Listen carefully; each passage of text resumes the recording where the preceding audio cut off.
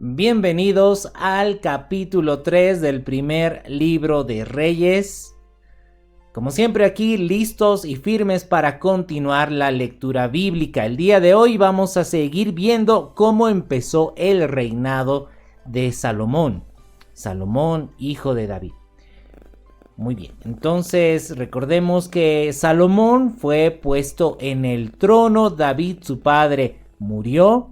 Salomón organizó las personas que iban a estar con él, aquellas personas de autoridad, puso a Sadoc como sacerdote, puso también a Benaías, hijo de Joiada, como el comandante del ejército de Israel. Y bueno, ¿qué hizo después de eso Salomón? Vayamos al capítulo 3 del primer libro de Reyes. Nos dice que Salomón hizo parentesco con Faraón, rey de Egipto, pues tomó la hija de Faraón y la trajo a la ciudad de David, entre tanto que acababa de edificar su casa y la casa de Jehová y los muros de Jerusalén en derredor. Bueno, Salomón ya estaba empezando lo que era la construcción de la casa del Señor, del templo, del gran templo de Salomón que se conoció después como un templo imponente. También estaba construyendo los muros de la ciudad de Jerusalén. Pero uno de los hechos más importantes y relevantes de esta parte, de estos versículos, es que Salomón hizo parentesco con nada más y nada menos que con Faraón, rey de Egipto. ¿Cómo hizo parentesco? Pues se casó con la hija de Faraón. No, por supuesto no era lo más adecuado, porque como también había advertido al Señor que se ponía en una posición donde podía ser de alguna forma influido por las religiones paganas de Egipto. Porque si su esposa era egipcia, ella pues practicaba las religiones y adoraba a los dioses paganos de Egipto. Entonces, por supuesto, eso podía influir y podía ser tropezadero para Salomón. Pero bueno, sus razones habrá tenido Salomón, probablemente razones diplomáticas, ¿no? Y bueno, a veces en aquel tiempo pues se establecían ciertos convenios entre países y se hacían parentesco a través de matrimonio. Bueno, el tema es que Salomón ya estaba mostrando su atracción por las mujeres, no precisamente israelitas, sino mujeres de otras naciones. Pero ¿qué sucede después de esto? Dice el versículo 2. Dice: hasta entonces el pueblo sacrificaba en los lugares altos, porque no había casa edificada al nombre de Jehová hasta aquellos tiempos. Bueno, ¿qué sucede? En aquel tiempo, bueno, estaba el tabernáculo de Moisés en Silo, pero el arca que David hizo traer de Kiriat Jearim estaba en un tabernáculo pequeño, en el tabernáculo de David. Y el pueblo no sacrificaba ni en el tabernáculo de Moisés ni en este tabernáculo que había edificado David, sino que sacrificaban en los lugares altos, que no eran realmente los lugares adecuados. Que por cierto, el segundo libro de Crónicas nos detalla algunos aspectos de estos hechos. Vamos a segunda de Crónicas en el capítulo 1. Bueno, aquí estamos. Este es el texto paralelo. Dice: Salomón, hijo de David, fue afirmado en su reino, y Jehová su Dios estaba con él, y lo engrandeció en sobremanera. Y convocó Salomón a todo Israel, a jefes de millares, de centenas, y a jueces, y a todos los príncipes de todo Israel, jefes de familia. Y fue Salomón y con él toda esta asamblea al lugar alto que había en Gabaón, porque allí estaba el tabernáculo de reunión de Dios que Moisés, siervo de Jehová, había hecho en el desierto. Pero David había traído el arca de Dios de Kiriat Jearim al lugar que él le había preparado, porque él le había levantado una tienda en Jerusalén. Asimismo, el altar de bronce que había hecho Bezaleel, hijo de Uri, hijo de Hur, estaba allí delante del tabernáculo de Jehová, al cual fue a consultar Salomón con aquella asamblea. Aquí vemos que Salomón estaba, ya estaba buscando al Señor. Él fue a consultar, como él estaba empezando su reinado. Salomón nos muestra su humildad, ¿sí? Él sabía que necesitaba la guía de Dios, entonces fue a consultar. Y esa debe ser la actitud de un cristiano que busca la guía de Dios, que sabe que por sí solo no puede tomar las mejores decisiones. Las mejores decisiones solamente vienen cuando consultamos al Señor. Señor, ¿esto está bien? ¿Esto está mal? Recuerda ese salmo, el principio de la sabiduría es el temor al Señor. Señor, quiero hacer lo que te agrada. Si hago esto, ¿te voy a agradar o te voy a desagradar? Entonces, Salomón fue a consultar al Señor. Y dice, subió pues Salomón allá delante de Jehová al altar de bronce que estaba en el tabernáculo de reunión y ofreció sobre él 1000 holocaustos, una gran ofrenda. Y aquella noche, por supuesto, el Señor responde. Cuando una persona quiere hacer la voluntad de Dios, el Señor responde y dice que aquella noche apareció Dios a Salomón y le dijo, pídeme lo que quieras que yo te dé. Y Salomón dijo a Dios, tú has tenido con David mi padre gran misericordia y a mí me has puesto por rey en lugar suyo. Confírmese pues ahora, oh Jehová Dios, tu palabra dada a David mi padre, porque tú me has puesto por rey sobre un pueblo numeroso como el polvo de la tierra. Dame ahora sabiduría y ciencia para presentarme delante de este pueblo, porque ¿quién podrá gobernar a este tu pueblo tan grande? Bueno, eso es lo que nos detalla en el segundo libro de Crónicas. Pero el día de hoy estamos en Primera de Reyes, así que vamos a ver qué es lo que nos dice el primer libro de Reyes respecto a ese momento. Dice que Salomón amó a Jehová andando en los estatutos de su padre David, solamente que sacrificaba y quemaba incienso en lugares altos. E iba el rey Salomón a Gabaón, porque aquel era el lugar alto principal y sacrificaba allí 1000 holocaustos, sacrificaba Salomón sobre aquel altar. Y se le apareció Jehová a Salomón en Gabaón una noche en sueños y le dijo Dios, pide lo que quieras que yo te dé. Y Salomón, bueno, aquí vemos lo mismo que hemos leído hace un momento en Segunda de Crónicas. Salomón le respondió, tú hiciste gran misericordia a tu siervo David mi padre, porque él anduvo delante de ti en verdad, en justicia y con rectitud de corazón para contigo, y tú le has reservado esta tu gran misericordia, en que le diste hijo que se sentase en su trono, como sucede en este día. Ahora pues, Jehová Dios mío, tú me has puesto a mí, tu siervo, por rey en lugar de David mi padre, y yo soy joven, y no sé cómo entrar ni salir. ¿Qué le parece esa oración? Esa humildad. Señor, tú me has puesto en este lugar, pero yo no sé cómo entrar ni cómo salir. Señor, necesito que tú me guíes. Necesito que tú me lleves por el lugar correcto. No soy nada, no soy nadie sin ti. Aquí Salomón, en el verso 7, estaba orando al Señor, Y le decía a Jehová: Dios mío, tú me has puesto a mí tu siervo por rey en lugar de David mi padre, y yo soy joven y no sé cómo entrar ni salir.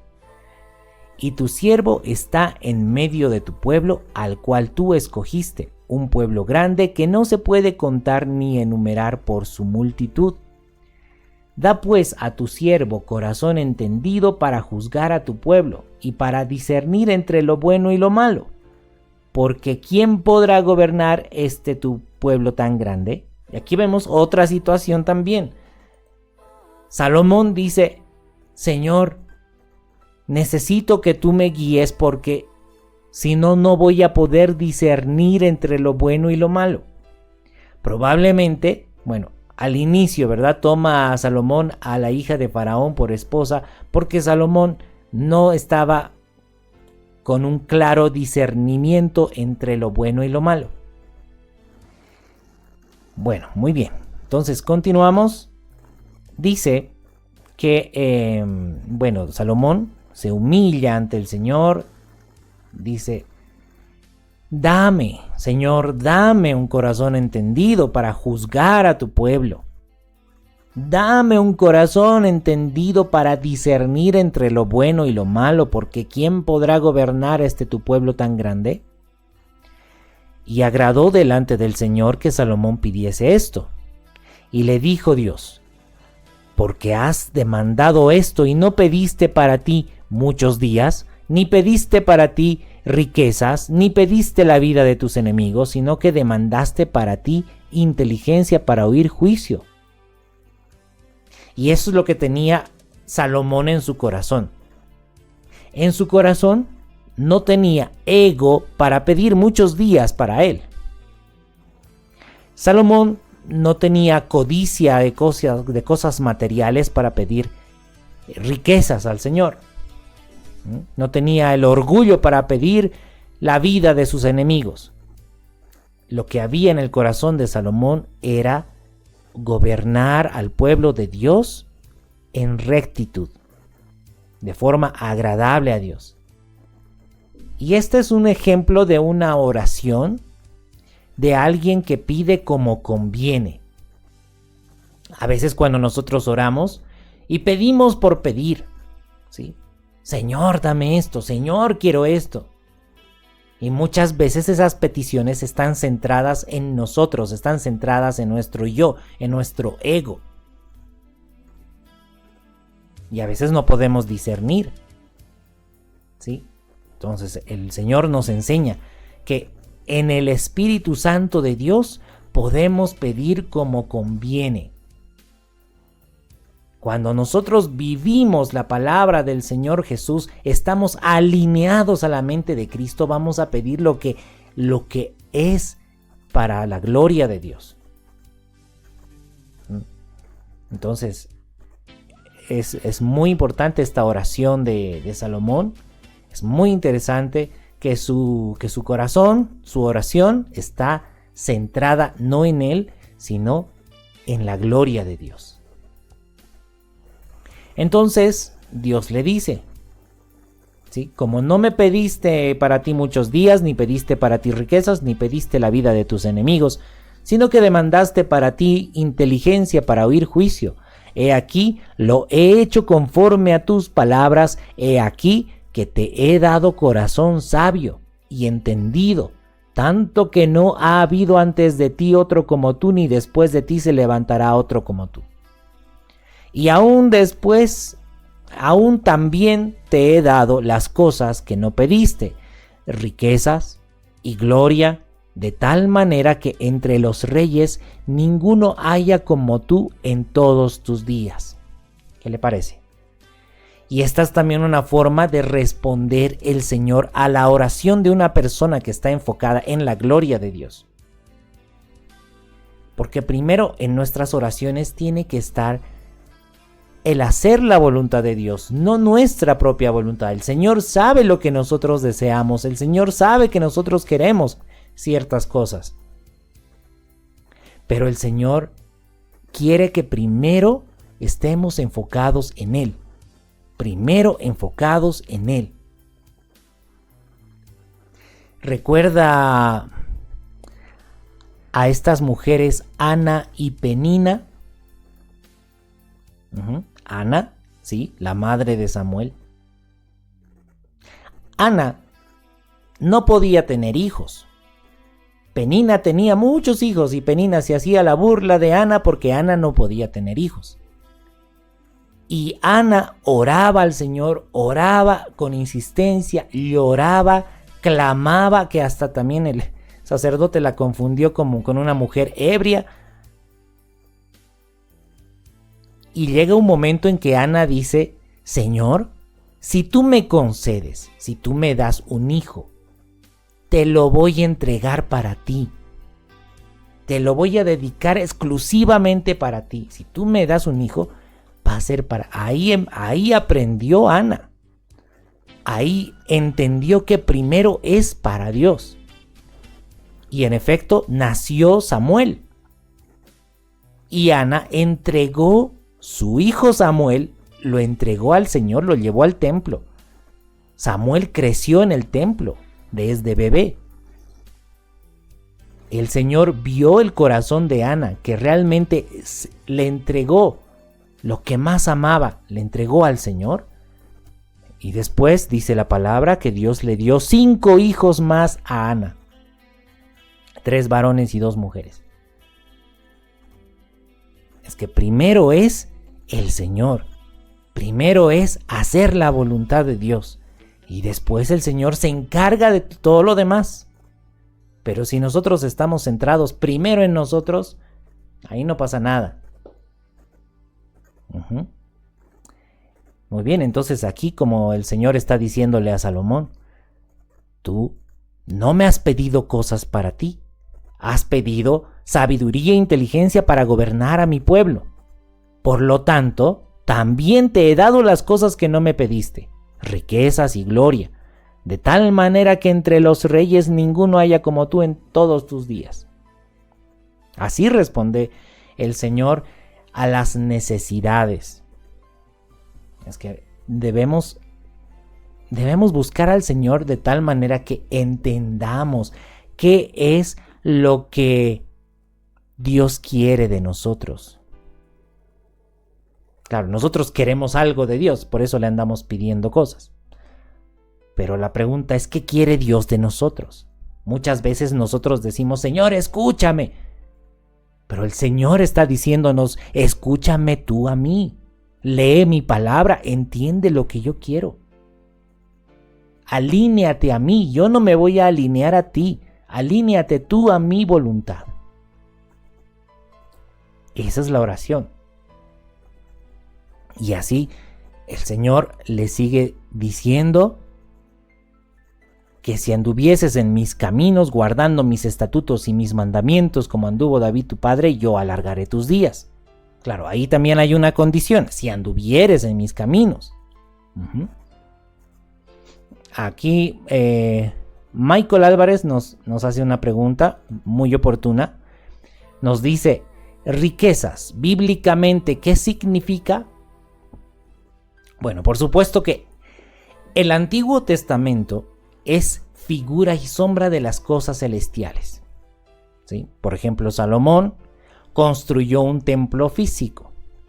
Eso en realidad es representación del verdadero templo que es celestial. En ese tiempo Dios le dice a Salomón: también te he dado riquezas. Salomón tenía riquezas físicas, que por supuesto nosotros también estamos llamados a tener riquezas, pero riquezas celestiales. Es una representación de las riquezas celestiales. Porque nuestro corazón en este tiempo no debe ambicionar cosas materiales. El Señor Jesús dice en Lucas 14:33: a cualquiera de vosotros que no renuncia a todo lo que posee no puede ser mi discípulo. Ahora, ¿será que el Señor quiere discípulos pobres que viven debajo del puente? No. Pero por supuesto, tenemos que leer cómo el Señor guía a sus discípulos, porque sus discípulos ya no ambicionaban cosas materiales para ellos, porque ellos compartían todo lo que tenían con todos los que eran de la iglesia, todos los que eran verdaderamente cristianos. Hechos capítulo 2, Hechos capítulo 4 nos dice que ninguno decía ser suyo todo lo que poseían, sino que todo lo que tenían lo repartían, las casas, las propiedades, lo vendían para repartir a cada uno según la necesidad.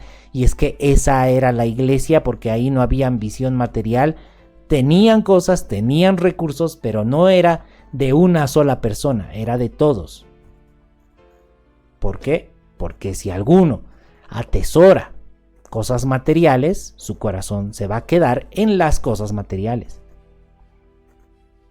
Si alguno atesora riquezas espirituales, cosas eternas, su corazón va a ser eterno. Pero bien, este tema podemos alargarlo, ¿no? De todas formas, si Dios le dijo a Salomón que construya un templo físico, no quiere decir que en este tiempo tengamos que construir un templo físico como el de Salomón, sino que nos está hablando del templo que es la iglesia de Cristo. Si en aquel tiempo Dios le dice a Salomón, Salomón, te doy todas las riquezas que quieras, eso es una representación para nosotros de las riquezas espirituales eternas de este tiempo. Siempre tengamos en cuenta que las palabras del Señor Jesús son demasiado relevantes cuando Él dice cosas como: cualquiera de vosotros que no renuncia a todo lo que posee no puede ser mi discípulo. Así que tengamos cuidado de no ambicionar cosas materiales. El materialismo debe salir de nuestras vidas y más bien al contrario, debemos aprender a compartir. Muy bien. Continuando entonces, dice, el Señor le continúa diciendo a Salomón: si anduvieres en mis caminos, guardando mis estatutos y mis mandamientos, como anduvo David tu padre, yo alargaré tus días.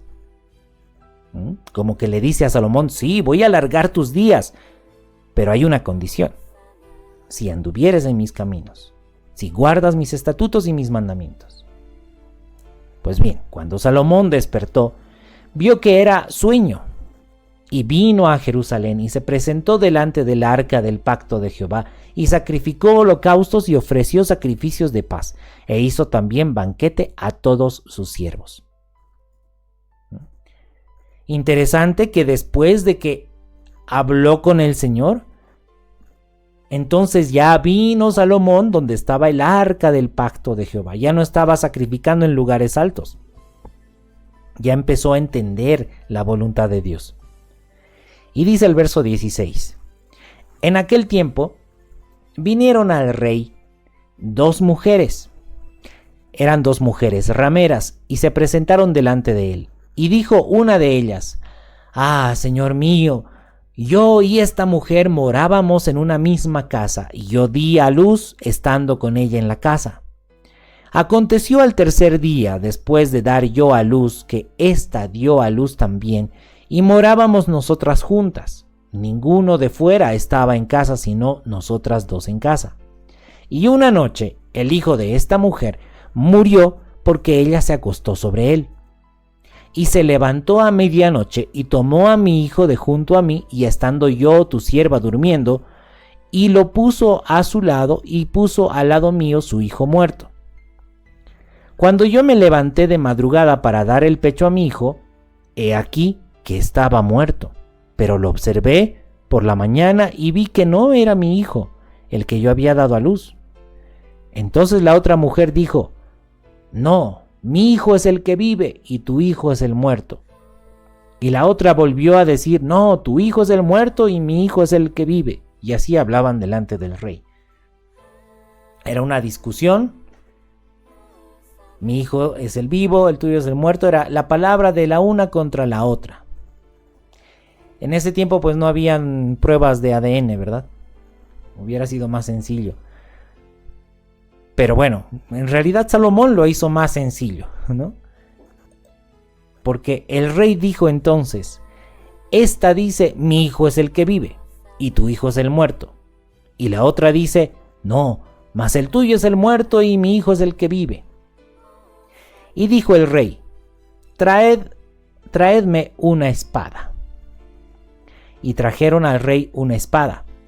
Enseguida el rey dijo: partid por medio al niño vivo y dad la mitad a la una y la otra mitad a la otra. Entonces la mujer de quien era el hijo vivo habló al rey, porque sus entrañas se le conmovieron por su hijo, y dijo: ah, señor mío, dad a ésta el niño vivo y no lo matéis. Mas la otra dijo: ni a mí ni a ti, partidlo. Entonces el rey respondió y dijo: dad a aquella el hijo vivo y no lo matéis, ella es su madre. Y todo Israel oyó aquel juicio que había dado el rey, y temieron al rey porque vieron que había en él sabiduría de Dios para juzgar.